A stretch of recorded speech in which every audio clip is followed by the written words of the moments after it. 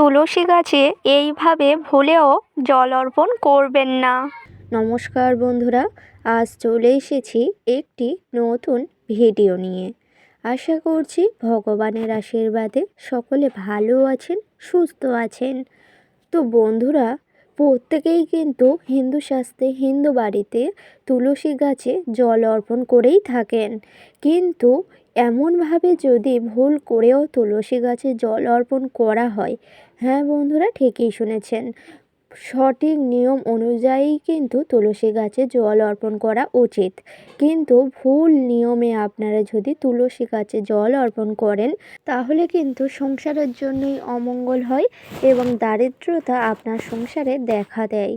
হ্যাঁ বন্ধুরা, ঠিকই শুনেছেন। এই জন্য তুলসী গাছে জল দেওয়ার সঠিক নিয়ম অবশ্যই করে জেনে নিন। এই জন্য অবশ্যই ভিডিওটি সম্পূর্ণ দেখতে হবে, একদমই স্কিপ না করে। আর আমার চ্যানেলে নতুন হলে অবশ্যই চ্যানেলটিকে সাবস্ক্রাইব করে পাশে থাকবেন পরের ভিডিও পাওয়ার জন্য। এবার আসি মূল বিষয়ে। হিন্দু বাড়িতে প্রত্যেকেরই কিন্তু তুলসী গাছ রয়েছে। হ্যাঁ বন্ধুরা, প্রত্যেক হিন্দু বাড়িতেই কিন্তু তুলসী গাছ রাখা অত্যন্ত প্রয়োজনীয়। তার কারণ হচ্ছে, যেই সকল গৃহেতে তুলসী গাছ রাখা থাকে সেই সকল গৃহেতেই মা লক্ষ্মী থেকে থাকেন।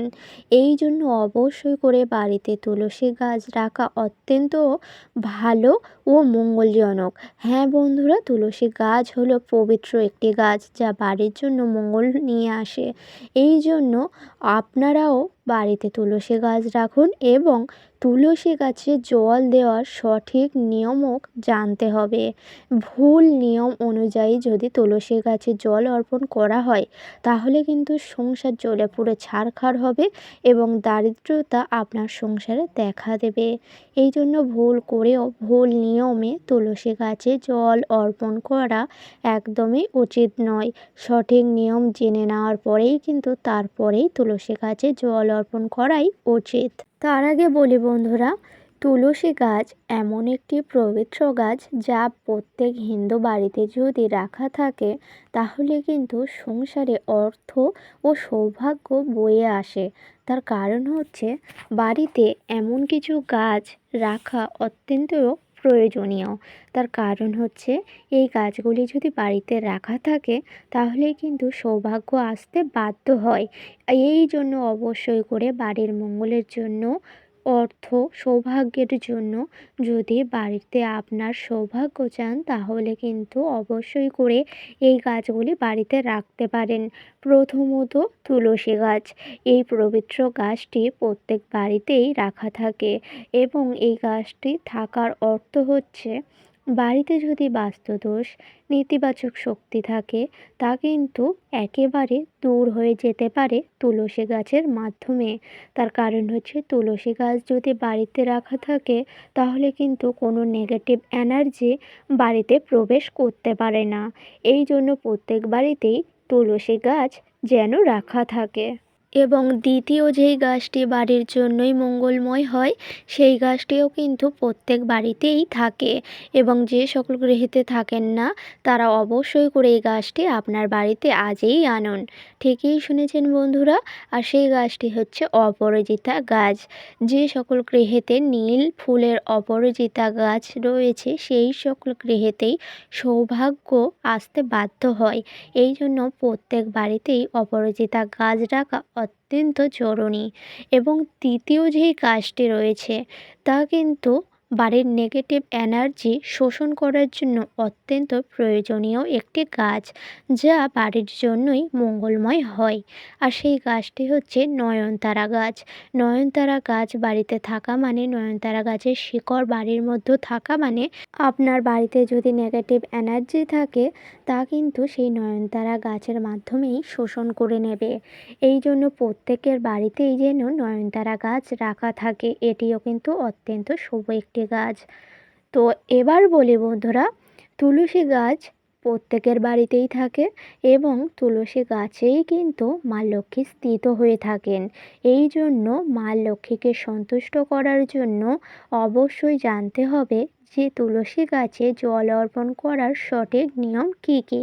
হ্যাঁ বন্ধুরা, ভুল নিয়মে যদি তুলসী গাছে জল অর্পণ করেন তাহলে মা লক্ষ্মী রুষ্ট হবেন এবং গৃহ থেকে চলে যাবে, এবং মা লক্ষ্মী গৃহ থেকে চলে যাওয়ার সাথে সাথেই কিন্তু বাড়িতে আসে অলক্ষ্মীর বাস। এই জন্য সংসারে যদি মঙ্গল চান তাহলে কিন্তু ভুল করেও ভুল নিয়মে তুলসী গাছে জল অর্পণ করবেন না। অবশ্যই করে সঠিক নিয়মেই তুলসী গাছে জল অর্পণ করবেন। দেখবেন মা লক্ষ্মী সন্তুষ্ট হবেন এবং গৃহেতে সৌভাগ্য আসতে বাধ্য হবে। এবং তার সাথে সাথে বলি বন্ধুরা, বাড়ির সদর দরজা, ঠিকই শুনেছেন, বাড়ির সদর দরজাও এমন একটি স্থান যা সবসময় পরিষ্কার পরিচ্ছন্ন করে রাখতে হয়।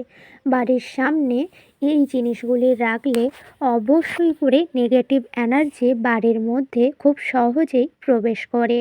আর সেগুলি হচ্ছে, বাড়ির সামনে আপনারা যদি সদর দরজার সামনে জুতো, ঝাঁটা, নোংরা আবর্জনা এগুলি যদি ভুলেও করে রাখেন তাহলে কিন্তু আপনাদের সংসারে খুব সহজেই নেতিবাচক শক্তি বা কুশক্তি প্রবেশ করে যাবে এবং তার ফলে সংসার জ্বলে পুড়ে ছারখার হবে। এই জন্য ভুলেও কিন্তু বাড়ির সদর দরজা নোংরা করে রাখবেন না, অবশ্যই পরিষ্কার পরিচ্ছন্ন করে রাখার চেষ্টা করবেন। বাড়ির সদর দরজা দিয়েই কিন্তু মা লক্ষ্মী গৃহেতে আসে, এই জন্য অবশ্যই করে বাড়ির সদর দরজা সবসময় পরিষ্কার পরিচ্ছন্ন করে রাখবেন। তো এবার চলে আসি মূল বিষয়ে, তুলসী গাছে কখন জল অর্পণ করবেন এবং কিভাবে জল অর্পণ করবেন, তার সঠিক নিয়মগুলি কী কী তা জেনে নিন। হ্যাঁ বন্ধুরা, ঠিকই শুনেছেন, তার সঠিক নিয়মগুলি হচ্ছে কিন্তু আপনারা একদমই ভুলেও কিন্তু অশুচি অবস্থায় তুলসী গাছে জল দেবেন না। এই কাজটি যদি ভুলেও করেন তাহলে কিন্তু সংসারে দারিদ্রতা বাসা বাঁধবে এবং সংসার জ্বলে পুড়ে ছারখার হবে। সংসারে কিন্তু কোনোদিনও সৌভাগ্য আসবে না। এই জন্য ভুল করেও অশুচি অবস্থায় তুলসী গাছে জল অর্পণ ভুলেও করবেন না, না হলে মা লক্ষ্মী অবশ্যই করে অসন্তুষ্ট হবেন এবং গৃহত্যাগ করবেন এবং সংসারে চলে আসবে অলক্ষ্মী। হ্যাঁ বন্ধুরা, এই জন্য আপনারা অশুচি অবস্থায় তুলসী গাছে জল অর্পণ করবেন না। আপনারা অবশ্যই করে চান সেরে শুদ্ধ বস্ত্র পরে তারপর পূজা পাঠ করবেন। অবশ্যই করে তারপরেই তুলসী তলাতে জল অর্পণ করবেন। অশুচি অবস্থায় জল অর্পণ একদমই করতে নেই, না হলে মা লক্ষ্মী অসন্তুষ্ট হয় এবং গৃহত্যাগ করেন। এই জন্য শুদ্ধ হয়ে আপনারা চান সেরে শুদ্ধ বস্ত্র পরে তারপরেই তুলসী গাছেই জল অর্পণ করবেন। হ্যাঁ বন্ধুরা, ঠিকই শুনেছেন, এই হলো আসল কারণ আপনারা অশুচি অবস্থায় তুলসী গাছে জল অর্পণ করা উচিত নয়। এটি কিন্তু ভুল নিয়মে তুলসী গাছে জল অর্পণ করা, যার অর্থ হলো সংসারের জন্যই অমঙ্গল নিয়ে আসে। হ্যাঁ বন্ধুরা, এই জন্য আপনারা সংসারের মঙ্গলের জন্য অবশ্যই করে চান সেরে শুদ্ধ বস্ত্র পরেই তারপর পূজা পাঠ করবেন এবং তুলসী তলাতে জল অর্পণ করবেন। এটাই হচ্ছে সঠিক নিয়ম। তো আশা করছি ভিডিওটি সম্পূর্ণ বোঝাতে পারলাম।